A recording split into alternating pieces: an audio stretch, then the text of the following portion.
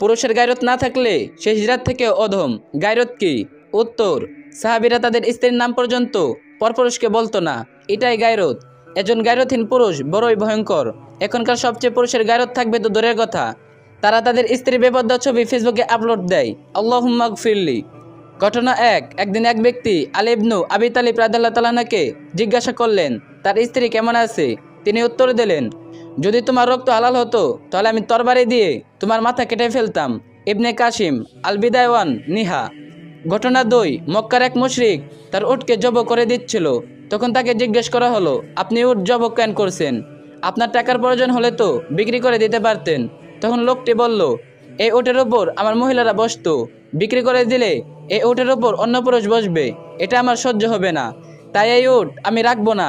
একজন মুশরিক হওয়া সত্ত্বেও তার কত গায়রত, আর আমাদের ভাই ও বোনদের কি দশা! আস্তাগফিরুল্লাহ।